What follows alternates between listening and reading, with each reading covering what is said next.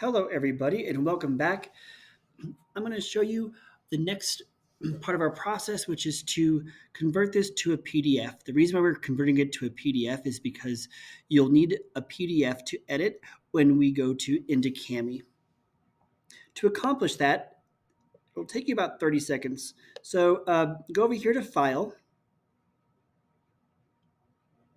go to Download, and then choose PDF Document. That will store this on your own device. Once you've done that, come on up here to this part of your, come on up here to the upper right hand corner of your screen, and you'll see it looks different for each different computer. But go ahead and check out this. Go ahead and check out this. Sorry, my pen is not working.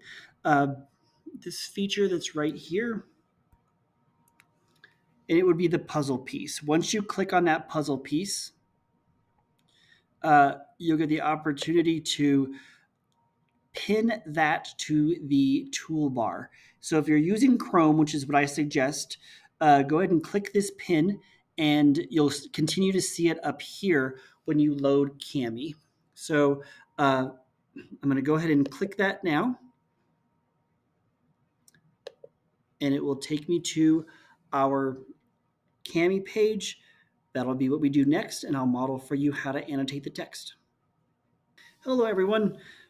This is an overview of how to annotate the text. And I'm going to break this into three different phases. The first phase is going to be just orientating you with what the document looks like. Second phase is you're going to see modeling using Cami. During that process, I'm only going to do one paragraph. And then lastly, I'm just going to review the process altogether. Okay, so looking at the document that you see in front of you, the directions or the instructions are to read the narrative of the person below with a minimum of 2 times. On the second time, create a PDF version of this document and annotate it using Cami. I'll show you how to do that once I orientate you through the document. So first, notice how I walk you through the different types of the different levels of thinking for Bloom's, starting at remembering and then going down to creating. So if you want to think of this as a chart where you start here at remembering and work your way down to creating and evaluating. Notice how there's a point system here. You'll get 1 point for completing the task, the annotation task. And then you'll get 2 points for each one for this category here, 3 points for the next category, and then 5 points. Since you're working your way up through Bloom's level of thinking, we start at the base and the foundation of just remembering the text, and then understanding, and then applying, and then we get to those higher level thinking skills, and that's where we get more freedom and more choice. So just orientating you with the document, notice how I give you a question. And so these questions will help guide your thinking while you complete the annotation task. The key to your Cami is the annotation task. Of course, you can answer the question. Some students have chosen to do that with the comments feature. Other students may choose to do that with the text feature. But make sure that you accomplish that annotation task. That's where you get your points. So I give you an annotation task with a checkbox so that you know that you've accomplished the annotation by the time you are completely finished with your Cami. So of course, it says to to go through this 2 different times. Again, I'm going to orientate you through the document. This document starts off with a description of the character, who that person is. These are real people in real life. And so their names have been changed, but these are their actual stories. What I wanted to do was I wanted to choose a text that shared a common experience between all of us. I thought about using your middle school experience, but not all of us were at a middle school last year. Some of us were online predominantly or we were in person and not in person, or so I couldn't use that one. Instead, I decided to use something that we've all been through, and that is the COVID-19 pandemic. This comes from a resource called The Unheard Voices of the Pandemic, Narratives from the First Year of COVID-19. The way this text is set up is you have a blurb about the character, you have a blurb about the person who the story is about, and then from there you have the person's story and what you're going to be annotating. Notice how it's spaced, so you can write your notes within this part. If you using Cami, if you want to write your notes and annotate because of the spacing, you're more than welcome to. Again, I'll show you that example next. Remember, you have one full day to read and then one full day to annotate. So there's that entire story. And then your last direction is to go back and annotate the PDF that you downloaded following the directions in Canvas. If you're familiar with Cami and you're ready to go and you're all set to go through that process of following the directions that are up here at the beginning, you have a familiarity with Cami, then on your second read, you're welcome to create the PDF of this document and then annotate it using Cami. That's what I'm going to be doing next. Okay, here we go. My experience is going to look a little bit different than yours because I'm a teacher. However, you'll still have the same options. So if you made a copy of the reading using Google Drive, you're more than welcome to click here and then find the document in your Google Drive. So I'm going to go ahead and start by annotating. Remember that these are my Bloom's level of thinking. I already have my questions and I have my annotation task. I've read the article once all the way through just to get my understanding of it. And now I'm going back a second time to practice my annotations. My first annotation is to make a list of changes the person experienced. So you can go in whichever order you would like to go in.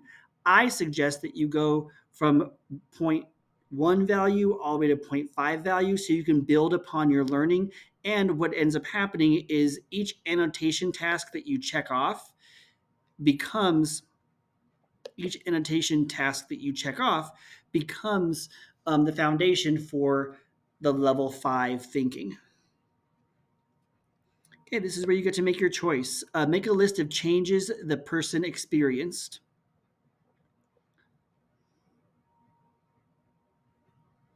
In this part of the text, I'm going to use a text box, and I'm going to choose to write that here.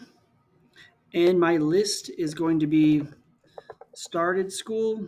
Notice how it just gave me a prompt which says this file is not uploaded. It's because I just made a change to the document, and you'll want to save to your Google Drive or save to OneDrive. I would click always upload and save to Google Drive. That way, as you make your annotations, it will save as you go. Make sure you save as you go. Notice how many of these are text explicit observations. That's why I'm able to make a list. You decide how long you want your list to be. A list typically is 1 to 3, and so I'm going to do 3. Let's see if I can clean this up a little bit. I'm going to go ahead and fill that with a back color so that I can remember that on my own. Your annotations are for you, and they're for your own understanding. Interpret the most important sentence in the text. I'm going to use my highlighting tool for this one. I encourage you to do the same thing. The highlighting tool is, I'm going to use the text highlighter because it gives me straight lines. Freehand highlighter, I have too nervous of a hand to accomplish that.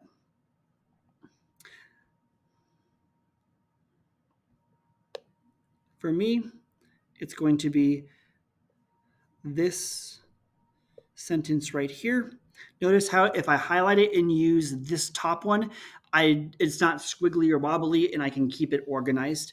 And so for this one, it gives me the opportunity to make a comment here, and I'm going to do that on the side. This is the most important sentence, and its significance And you might wonder, where did you get that? Well, up here in the checkbox, it says the question, what's the most important sentence in the text? What does it mean and why is it significant?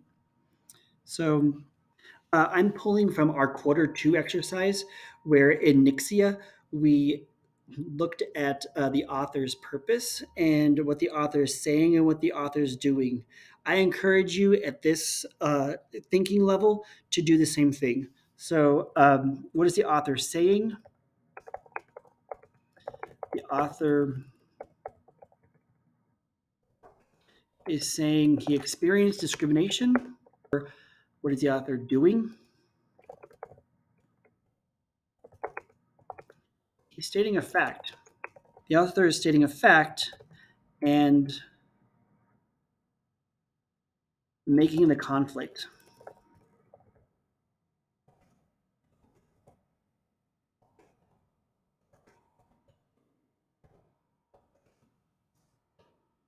Okay, my next task, and again, I chose to do the comment feature just because it popped up.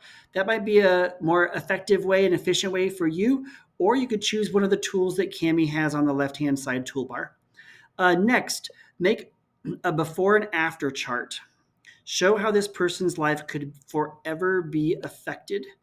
And this is where I'm going to make my choice. I'm looking at the details of the text. Um, I'm going to choose the ending part down here. I'm going to focus on this sentence and I'm going to highlight it because that's where I'm going to make my chart. And my chart is going to be, I'm going to use the drawing feature. So his sentence is, if the pandemic hadn't happened, I feel like I would have passed all of my classes. I'm going to label it before, after. I'm going to scroll back up here to make sure that I'm answering the prompt correctly. How could this person's life be changed forever? In that single sentence, if the pandemic hadn't happened, I feel like I would have passed all my classes. His before would have been, he said, he would have passed all of his classes. And after, this is where I have to pull in all of those details that I already read. And this is why Bloom's taxonomy builds my background knowledge plus my learning about the what I remember from the text, what I understand from the text, and then that's how I apply it. So in the text, he had mentioned that he had made any money. So after, he didn't have much money. In addition to that, he stated in his article that he didn't go to school. So I'm going to draw a school here. And notice how it's my chart. When we come back from virtual and present these during virtual class, you'll be the person explaining it. So you add as much detail that you choose. Going back up to my annotations, this is where I get to choose and show my own solidification of the thinking, creating, evaluating, and analyzing. And for this one, I'm going to choose this part right here. So I am going to again use my highlighting tool just because it helps me to organize my thinking. To use the comment feature, and I want to go here and I'm going to do a voice comment instead.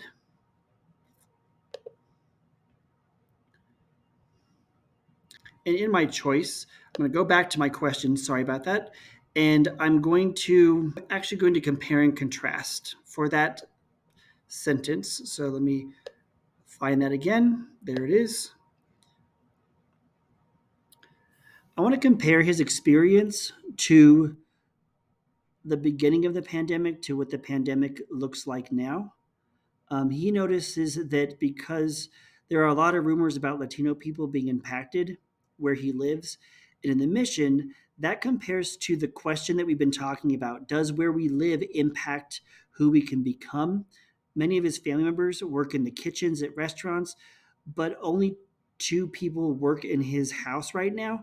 And so I want to take that into some current thinking and contrast that to our current situation, which is where we have vaccines as an option. We also have booster shots as an option. And depending on his family's healthcare situation, we don't really know if there's access to that. And so the similarities between when the pandemic started, which is what he notices, and the opportunity that he talks about and the tension that he experienced create the conflict of thinking that maybe things may not have changed. And so at this point, I've accomplished all of my annotations for this reading. Go back and complete my checklist. And on my checklist, I go through each one. I'm also learning that in Kami, if you have a tool selected from over here, it will continue to use that tool wherever you are choosing to point on the text. And so keep that in mind.